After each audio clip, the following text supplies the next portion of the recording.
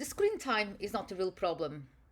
The real problem is what the screen is training your child to believe, compare, want, avoid, and become. That's why asking how long were they online is not enough anymore. A timer can tell you the minutes, but it cannot tell you the impact. Hi, I'm Rubina, and this is part of my Still Human Talk series.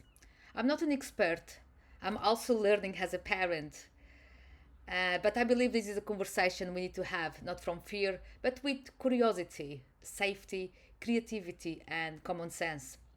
Because AI, social media, online learning, and digital platforms are already part of the world children are growing up in. So I don't think the answer is panic, but I also don't think the answer is pretending that everything online is harmless either. The answer starts with understanding what is actually happening.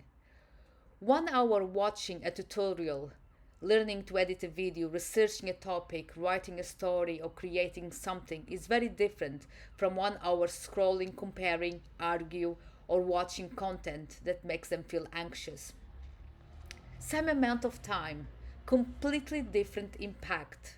So instead of only asking how long, we also need to ask what did that time do to them? Here's a simple three questions checks parents can use. Did they learn something? Did they create something?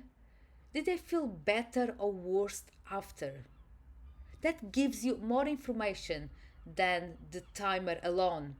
Because the goal is not just to reduce screen time, the goal is to understand what kind of relationship children are building with technology. Are they using it to explore ideas? Are they using it to build skills? Are they using it to connect in a healthy way? Or they using it in a way that drains them, pressure them, or keeps them stuck consuming for hours? This is where the conversation becomes more useful. Instead of only saying, get off of your phone, we can ask, what are you watching? Show me what you made. What did you learn from that? How did you feel? How did you feel after watching it? Those questions are simple, but they open the door. They help us to move from control to guidance. And I think guidance is what children need most. Because AI, social media, are not just entertainment anymore. They are connected to learning, creativity, communication, identity, and future opportunities. A child today can learn a language online. They can use AI to brainstorm ideas. They can learn coding, music, drawing, editing, storytelling, public speaking, or business skills. I'm learning myself all this with AI as well. They can find communities around their interests. They can create projects that would not have been possible years ago. This is the positive side I want to explore more. But empowerment does not happen automatically. Children still need adults around them.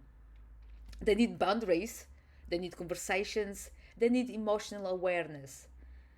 They need to know when something online is helping them and when it's harming them. They need to understand that not everything they see is real. They need to know that likes, views, filters, and followers are not a measure of their worth.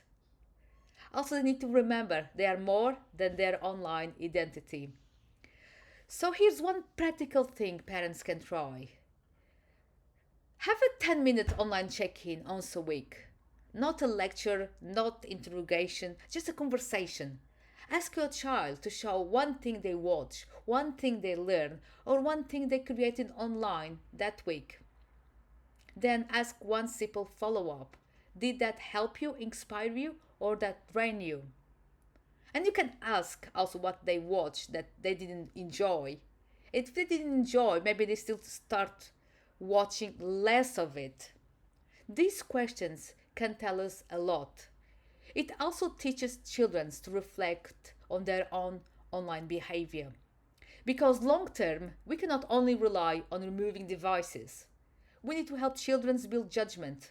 We need to help them notice how content affects their mood, their confidence, attention, and choices. That is a skill. And it is a skill they need even more in the future. I also think we need to encourage children to create more than they consume. Scrolling is easy, creating takes effort. Creating asks them to think, to practice, problem solve, and express themselves.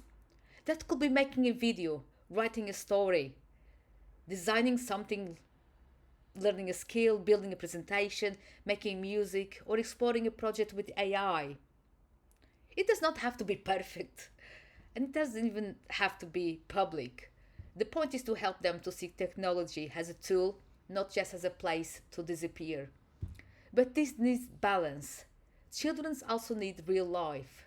They need movement, they need sleep, they need boredom, they need nature, they need face to face conversations. They need time without being watched, ranked, liked, or compared. This is why I like the phrase still human. Because to me, staying human means we do not reject technology, but we also do not let technology take over everything. We help children use the digital world without losing themselves in it. So the takeaway is simple. Screen time is not only about the minutes, the hours. It's also about the impact. Start with 3 questions. Did they learn something? Did they create something? Did they feel better or worse after? Then build a small weekly conversation around it. Because our job is not only to control the screen, our job is to help children build awareness, confidence, creativity, and judgment in the world they are growing up in. If this conversation interests you, subscribe and join me for more Still Human talks. I will be sharing more short videos and longer conversations about AI, social media, kids' online safety, creativity, and how we can guide children with less fear and more confidence. Our children are growing up online, but they still need us offline. I don't know it all. I'm also learning while I do this presentation to you and make this video. And I think it's really interesting, this way of thinking, because I don't believe that keeping away them from technology is the best approach, because it won't disappear. It will only increase over time more and more. I really appreciate if you watch this far, and I will see you in the next video. Thank you for watching.